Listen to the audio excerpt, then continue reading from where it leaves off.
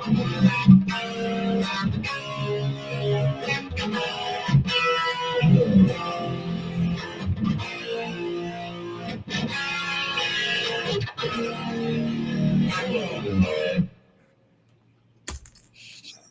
Hello, everyone. I love it. The little Welcome boys are back in town. The boys are back in town. Thin Lizzy. Although they actually, I think in Ireland, they're called like Tin Lizzy because of that little, sort of Irish brogue or something. I got into like, growing up, I was never a Thin Lizzy fan. And then, sometimes you get into the rabbit hole of YouTube and the internet, and like, God knows I probably searched for, like how to paint your shed.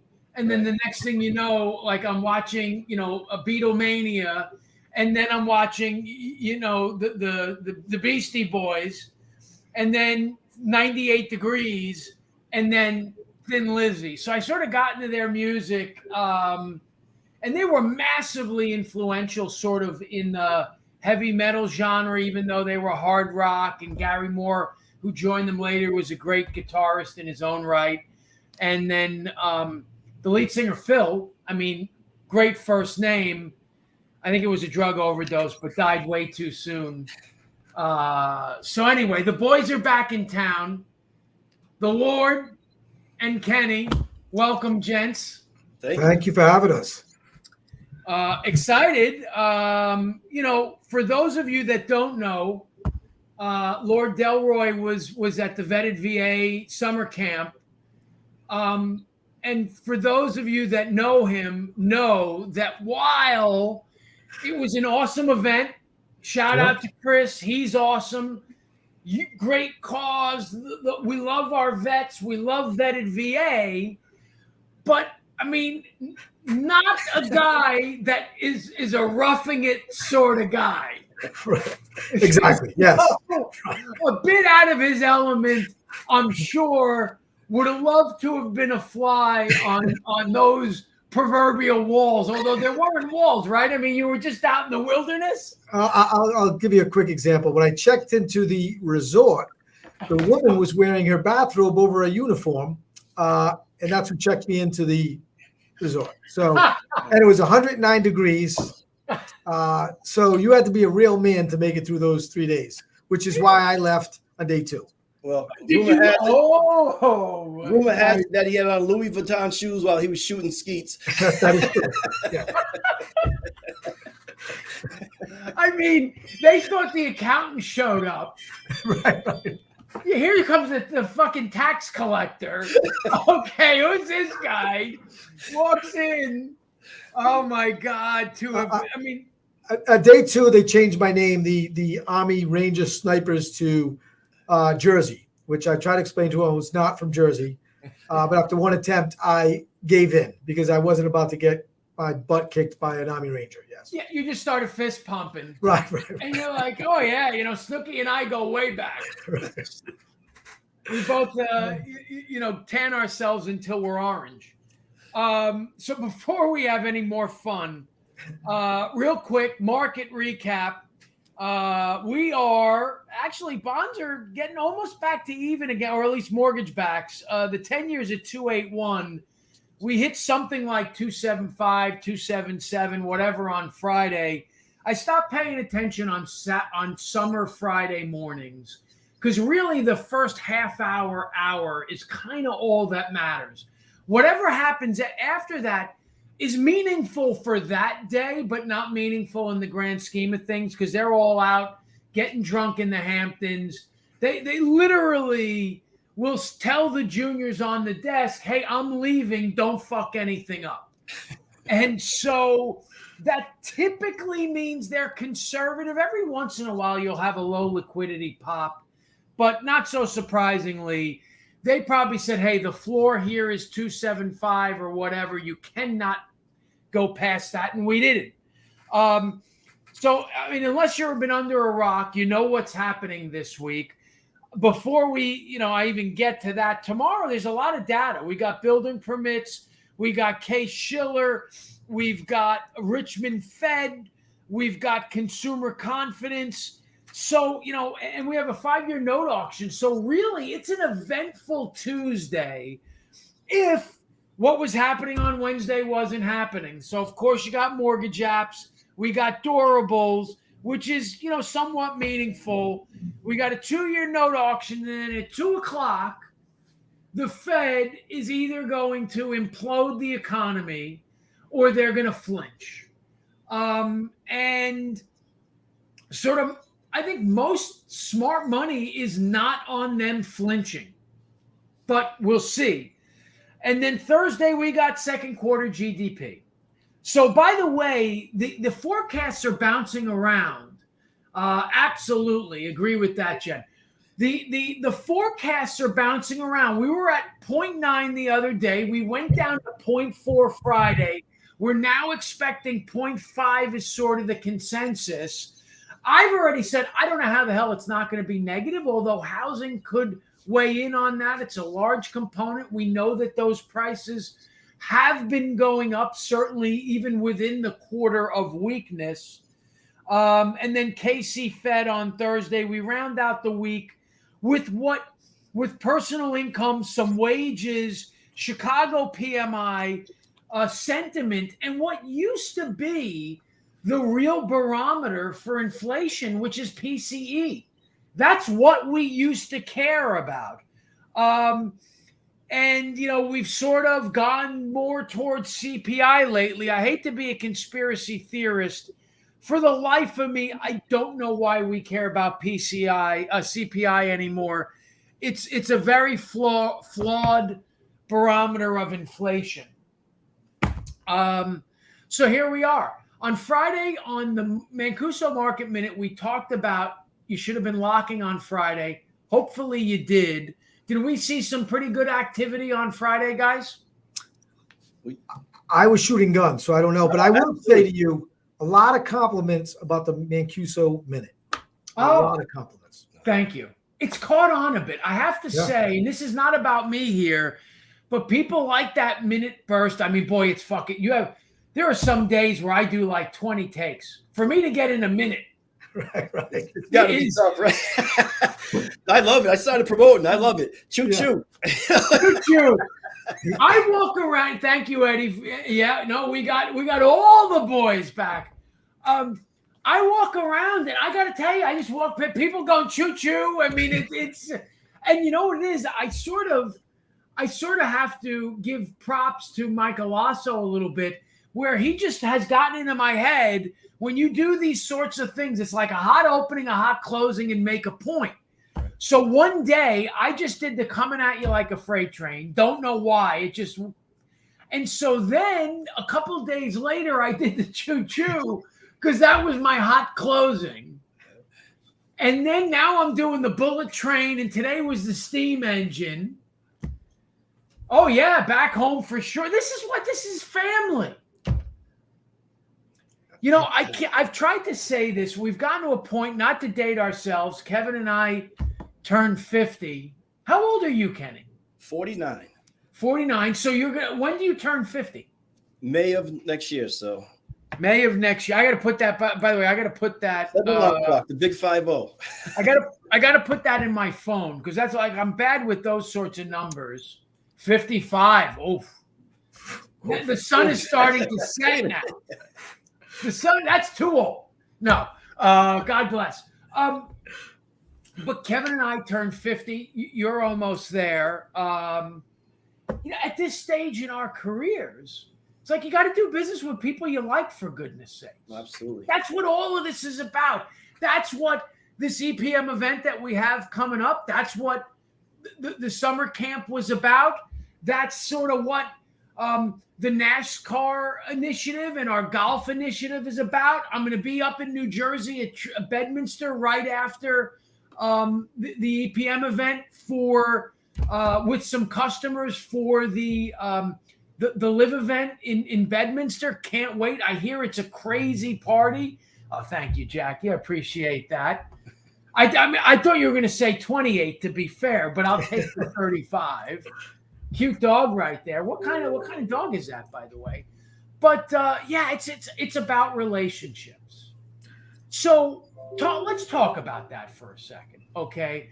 I think that one of the things that has been a hallmark of EPM wholesale, okay, and Kerry did an awesome job of that before you guys, got here.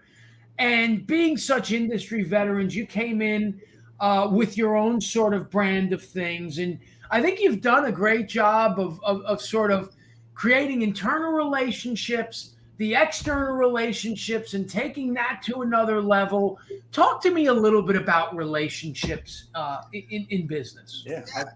Go ahead, Kenny. No, I was going to say, I said, you know what? When we first got here, we talked about this plenty of times. It's really about being authentic, right? The three of us got together. We really knew each other, right? We had authentic conversation. I think it was noticed by an outsider who came over and is now a huge partner and friend of the business, The general. The general, Terrell Patton. Shout out to the general. No, absolutely. And I think, like I said, it was truly authentic. We were just simply having a conversation. I think he saw the energy that was going on and an authenticity. And I think that's what creates those relationships. And you bring that internally and it works amazing. I tell you, we truly think we try to bridge that relationship between operations and sales. And I think that's one of the strengths that we have here between Kevin and I that we brought into EPM. And I think it works. And it's been working. So. Yeah, I think, Kenny, I think what makes it different here, Phil, to be honest with you, is that you guys understand, when you and Eddie brought us over, you guys understood that the mortgage industry is more of a community than it is a competition. Right. And I think like with this event, we're coming together as a community of what you can do to be better, because as long as we're all healthy, the stronger EPM becomes, the stronger every other company is. I like competition. I want to compete against everyone. I think what's happening now, and I had this conversation the other day, is one, don't forget your relationships, and two, don't forget who you are. You're a winner, right? I was talking to some of these people at Better VA, and they're saying, well, the market's slowing down. This has happened. That's happening. Stop thinking about that. I'm going to give you some advice. I want you to just have this conversation with some AEs. Do you remember what you did the best month you've ever had in your career? In this type of market, you get strong relationships. You help them build. You help them grow. You remind them who they are. You remind them how good they are. Remind yourself of that best month and go out and come in every day with that same attitude. You'll have your best month again. It's these, woe me, oh, the market, the rates. You keep at it. And I guarantee you come in every day with that attitude, you're going to have the worst month ever. You come in and partner with somebody, that's going to answer their phone, get back to you in 5 minutes, care just as much about your borrower as you do, you're going to win. And you're not going to win. You're going to crush. You're going to eat, lose his lunch, 100%. I love it. And, the thing about it is and I posted on this, I saw this on Instagram or something like that. And I don't know if it was Jordan Peterson, but it was a psychologist and just talking about how like sort of the mind can't think in the negative, meaning and the exact example was, I said, don't think of an elephant. Your mind can't not think of the elephant. And so when you talk about, and we so often equate business to athletics and such, and I'll never forget, and you'll see athletes doing this, and this was codified. My older son Nick took some baseball lessons from Tom House, the father of modern day mechanics. And he talked about take a deep breath. That clears the mind. We do that at our quarterlies with Darius, right? Sort of a centering and clearing your mind. Right. And then you smile, because smiling releases positive endorphins. And then you kind of do these positive affirmations. You visualize the pitch, the shot, whatever it might be. The folks that automatically go negative, okay, don't truly understand how positive the mind is. Absolutely. And I think that one of the qualities that I look for, and I think one of the things that has drawn us together, is when you're a winner and you think like a winner, that there's something palpable there. Why would you run away from a conversation, right? Why would you run away? Oh, an automatic. I just had a conversation this morning, just asked a very pointed question, and I got the runaround on the answer. And it's sort of like, why? If you're, if you're not succeeding, embrace that. We talk about embracing conflict, and I want to talk about the whole perspective as well. But before we do that, And as great a relationship as we've had over the last few months, we've also had some bumps, okay? And we had, for those of you, and we've talked about it here, we had a quarterly strategic back in February, right? And I said some incendiary things during this strategic, right? And not everyone agreed. There's a study of two teams, one team that practiced every day and the other that visualized. Very powerful. Wow.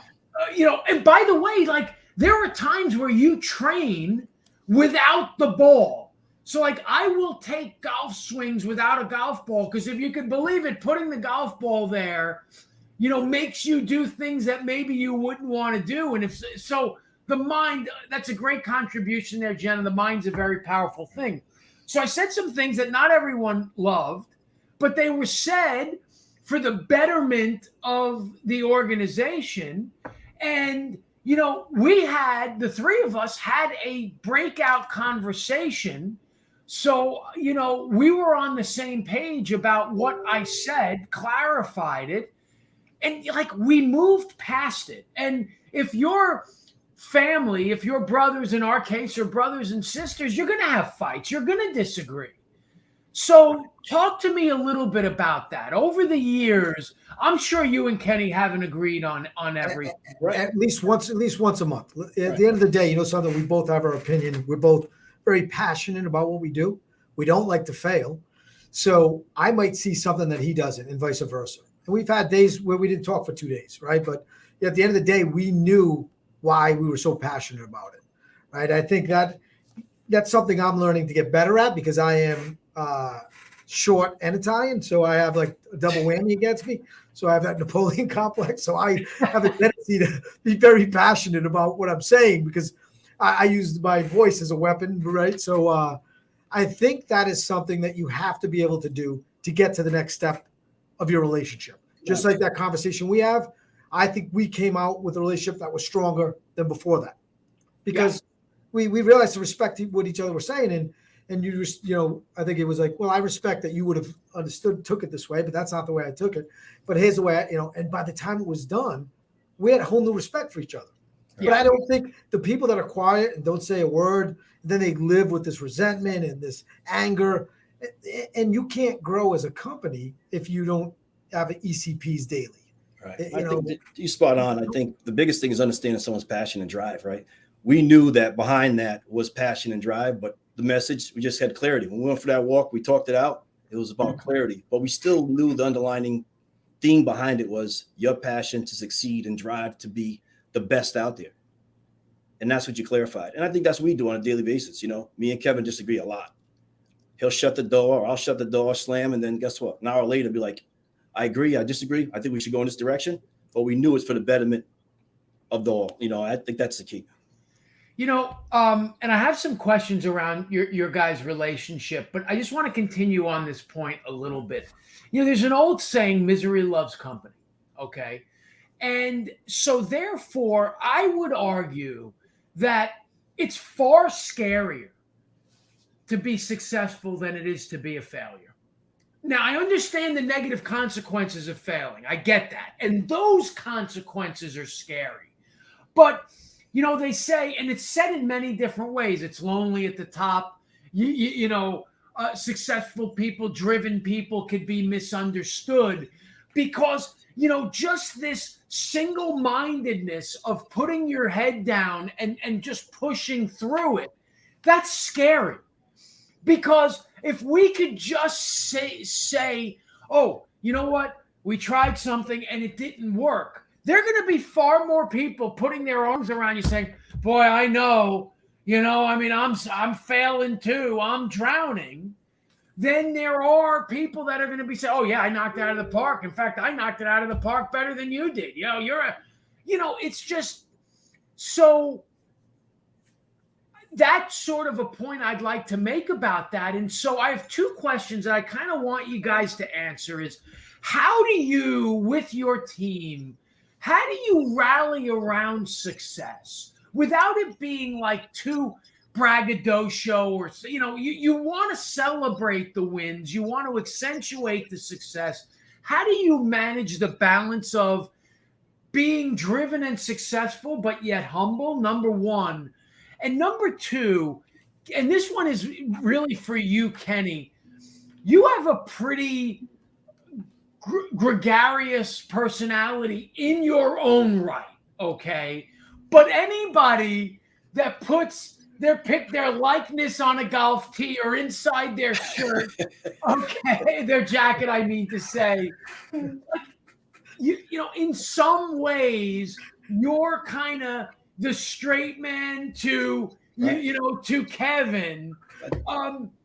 You know, how do you manage that? I'm sure there have been examples, because it happens with me, where Kevin leaves the room in a group of new people and they look at you and go, "Who the fuck was that?" No, he comes in hot. No, I think that's why it works. I swear, I tell you, we complement each other.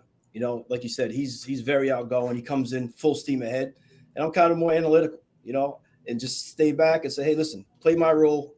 I know what my addition to the team is, you know, that's functionally every day." And he plays that part, and he plays well. And his personality, it's attractive. You know what I mean? People love it. So it helps. So I come in on the softer level, he's on the higher level. So the two of us together gives it that equilibrium. So it's done. We've been doing it for 20 years, and it works great. And I think as far as staying humble is kind of what Tom Brady said. You know, they asked him, you know, which ring is your favorite championship ring? He said the next one. So you got to keep pushing forward. That next ring is what's important. Yeah, you know, it's funny, Kenny, that's a great point. It was I just finished the book, almost done with it, by Nate Zinzer, called The Confident Mind, and it's everything we're talking about. And he said sometimes confidence comes across as cocky, right? And people don't understand. There's a way, and that's okay for that person. That's their personality. But back to the earlier point, it's I have a different energy. So this morning, over the weekend, Kenny told me about some conversations that were happening, and I'm like, you know, so I put a meeting on today for 3:00 with the sales team. And anyone that knows me knows I can't wait. There's 15 guys sitting out there. I'm going to get in it, right? I want to go. I don't like energy vampires. And had the same conversation. Failure loves company, right? They love to bring everyone else down, because then they could say, "Look, I told you the rates are too high, or the market's moving around too much, or the market share is shrinking," because they want to be able to prove that they're right. And they want to see people around them drag down the bottom. And it drives me crazy, because I think just the opposite. When there's people failing, it's time for me to win. If there's 12 companies below us in Lone Sifter and they're still in business, I'm not doing my job. There's business. So don't give me any excuses about rate. It's you that you're selling. It's who you are. We started off talking about relationships. Where are your relationships? And I just had the same conversations with that team. It's mindset. If you have the mindset of, "Hey, I only need to get 5 today," but your best day was 20, and you don't have the mindset that today's going to be 20 loans in the store, then you're not living up to your potential. So it is really, and Kenny sits there, and you're right. Kenny, I'm out there 90 miles an hour, and as I'm done saying something, he adds something to it that it probably doesn't make them feel as, attacked. I don't think it's attack, and I think it's coaching, and I'm passionate about my job. I don't like to fail. So I don't like to see people with a negative attitude. You got to turn it around. And I think that's what makes us so effective, is that, hey, when I leave the room, and that is what happens, like, wow, he's crazy today. He's intense. And Kenny explains to him, no, he just wants you. The reason he asks you what your best month is you should push for that best month, every day.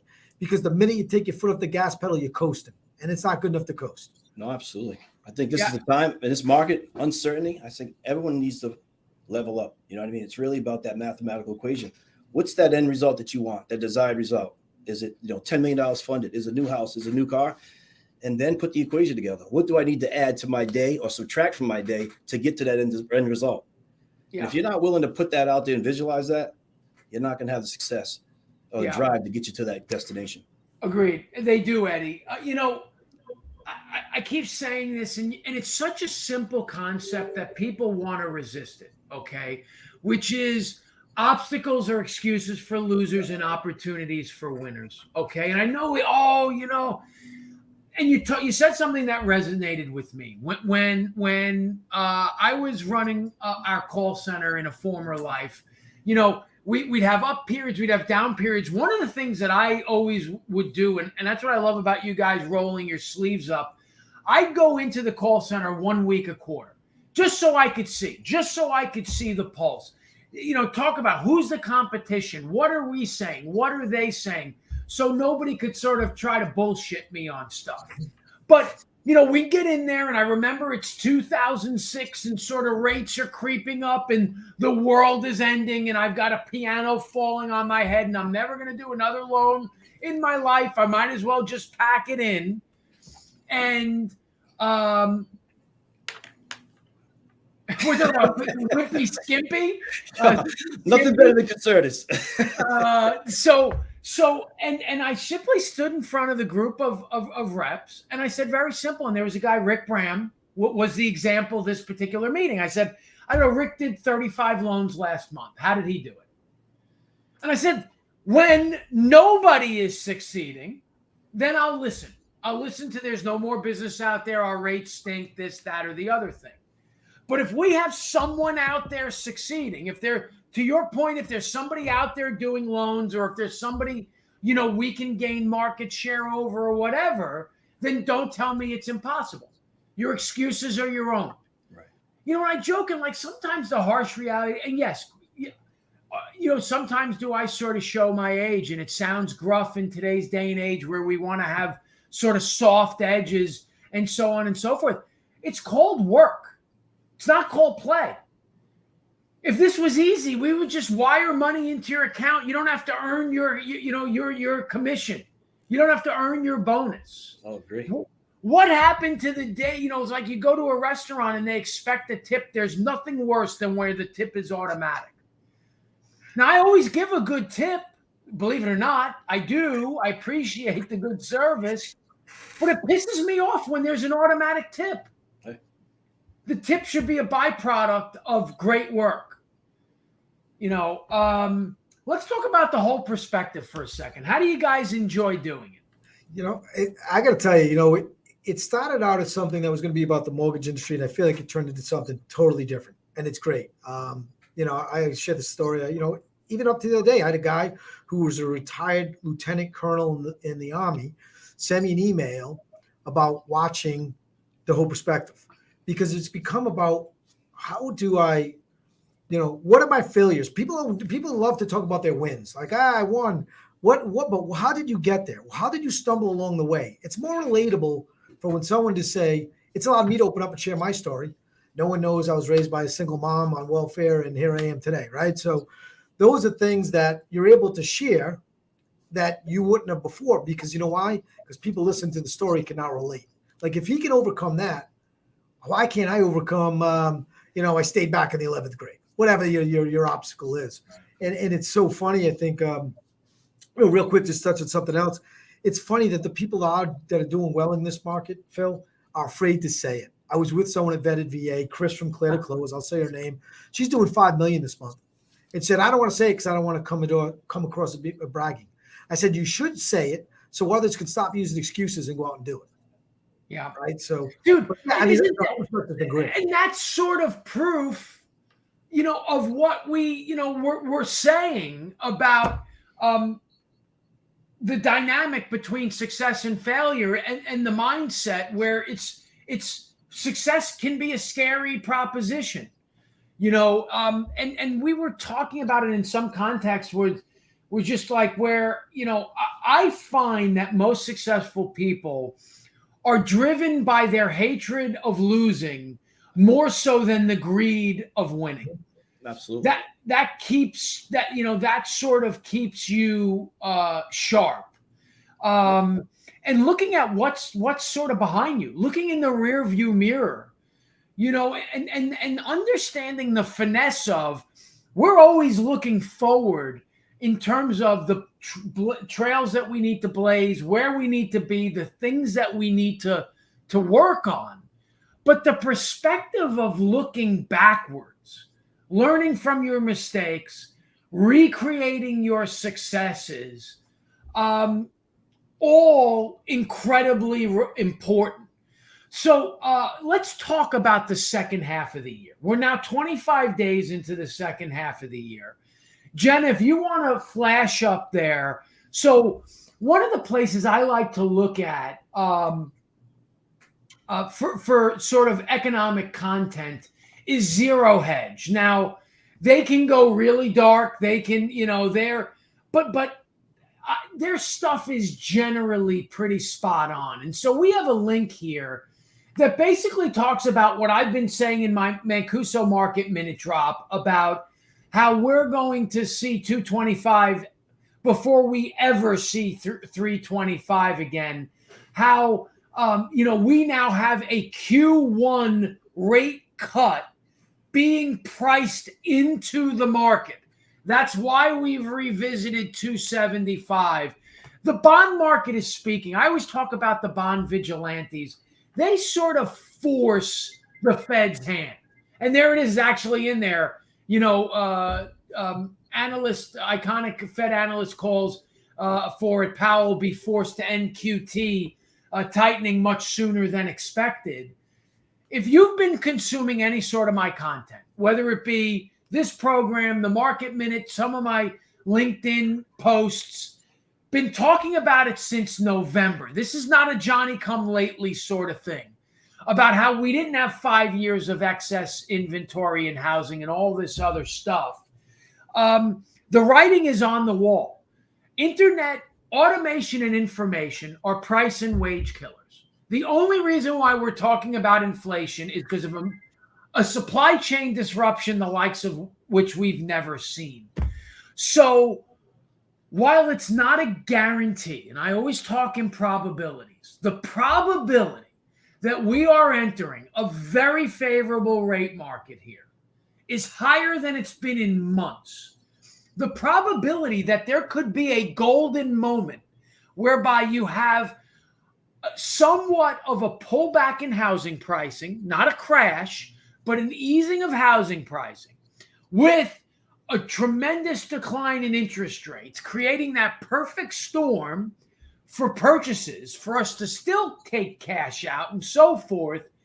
What are you guys doing to prepare for that? What are you guys telling the troops, talking to brokers about to prepare for what really might be a nice little 6, 12, 18-month run here?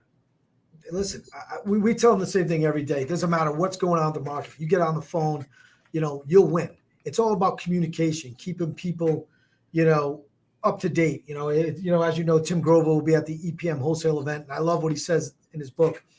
The people that say life's a marathon, not a sprint, are people that procrastinate, come up with bullshit lines. So the people that are waiting for those rates to drop, don't wait for it. Life's a sprint with no finish line. You come in every day and just go. So to me, I think that people use that as an excuse. I'm waiting for them to come back down. When they come back down, I'm going to kill it again. No, be prepared today to continue to build relationships. So when that storm hits, you're ready. Because if you wait and I'm already doing it, I'm going to beat you because I already have the relationship established and I'm 10 steps ahead of you. And I think that's what a lot of people, it's funny, you said something earlier. People want to bullshit themselves. It was, I called this morning, we were talking about, how do you figure out who's bullshit? I said, people love to bullshit, salespeople especially, love to bullshit themselves of why they're not doing well. I'm not doing well because of this. I'm not doing well because of that. Stop lying to yourself. I'm unspinnable. If you want me to get on the phone and do the job, I'm not afraid to do it. Let's do it. I guarantee I'll get you 5 loans today. So I think if you're not doing it today and getting yourself ready, setting up those relationships, to your point, Phil, in 18 months, in 12 months, whenever it happens, you're going to get blown by the guy who's working today getting prepared for it. Like the Boy Scouts say, be prepared. I was a Boy Scout, believe it or not. Nice. I agree with you. I think this is when you earn your stripes, honestly. These are the tough times. I think a lot of people enter this industry right now, the wave riders, they jump in and earn some money, but they really never did the job. And then when it starts to turn, they say, well, this job is hard. You're damn right it's hard. And also pays well. It's time to earn. And that's the key. And I think as we start to enter these tough times, these hard, the uncertainty, I should say, I think you got to do business with more people. You got to make more relationships. And then when you come out on the other side, your business just multiplies.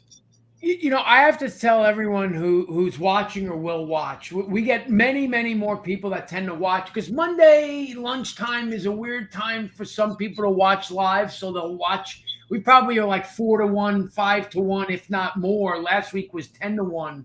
Folks who watch the replay versus live. I've said this many times. I've made my career on the bus, not the booms. And what we have to recognize as an industry, and now when I say this, I mean the realtors who are watching, financial services, obviously our mortgage folks, even our insurance folks. And listen to what I said 2 minutes ago. Information and automation are price and wage killers. It's coming like a freight train, choo-choo. It's coming like a freight train. Why we have put such a premium, whether it be on Loser's Lunch, whether it be the whole perspective, whether it was EPMX or this week's show, okay, about getting better, about leveling up 1% a day, okay, is we've commoditized ourselves. If we continue down this road, there will be no money to earn. There will be no work. We'll all be replaced by machines. Where our money is earned is in the pursuit and execution of excellence, not in the making of excuses. You know, it's like you talk about the bullshit. It reminds me of a line from one of my favorite movies, History of the World Part 1, when the guy goes to apply for unemployment. Mel Brooks says, "Did you bullshit today? Did you try?" Oh, no, Mel Brooks was the guy, I think, getting the question. Did you try to bullshit today? Do you want to bullshit today? I tell you what, I'm excited about this event. It's pretty much one day. So I know we get there Thursday night and we have, a get together, but, it's just sort of all packed in, crash course in leveling up. It should be awesome. I don't know. I know that I'm glad you guys are at EPM. We're better off for it. And I think that the more we focus on great things, the more great things will happen. Absolutely. 100%. The more we focus on excuses, the more excuses we need to make. Success is about momentum. And misery loves company. And understanding the psychology of humanity, the psychology of sales, 9 out of 10 people are followers. Be a leader.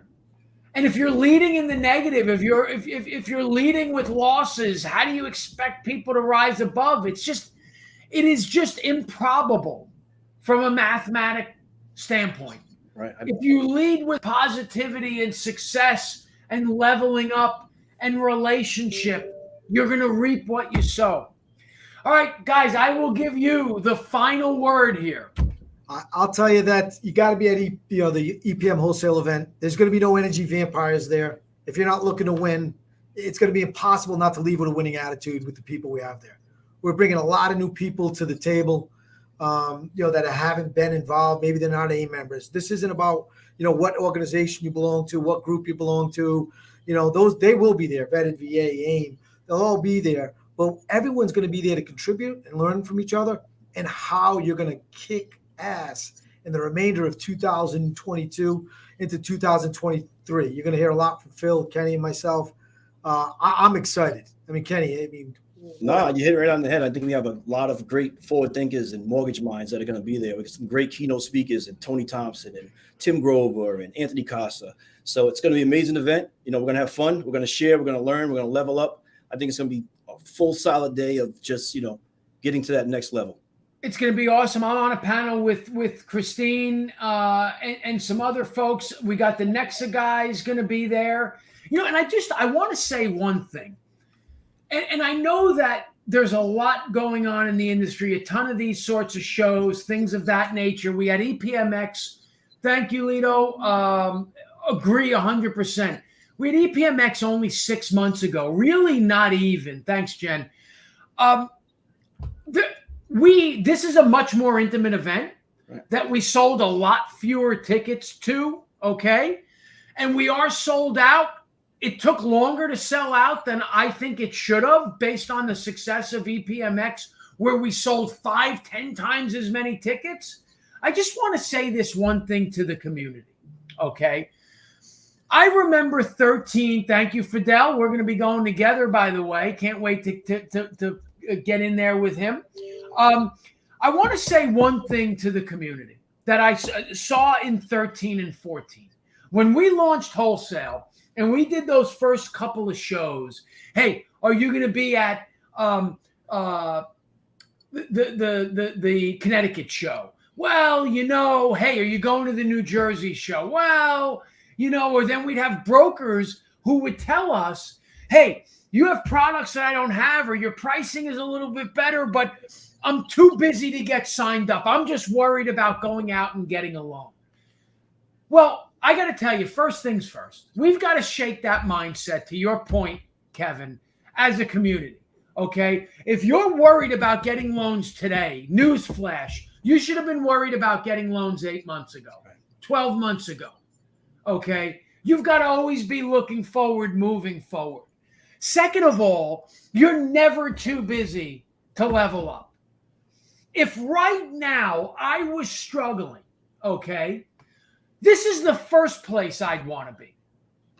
I'd want to know what Cordes and Grella are doing right, what Casa's doing, what Kevin and Kenny are doing, okay? And others, obviously. I'm just sort of throwing, what is Beckwith, and her team, coaching people to do, and so on. And so I want to hear from a Grover. Not the one from Sesame Street that ate all the cookies, right? It's success is simple. Stop doing what doesn't work. Do what more of what does work. You have an opportunity to be in a room with successful people for virtually free. You suck every bit of information you can out of that room. And kudos to the people that bought tickets. It's the 29th of July, the middle of the summer.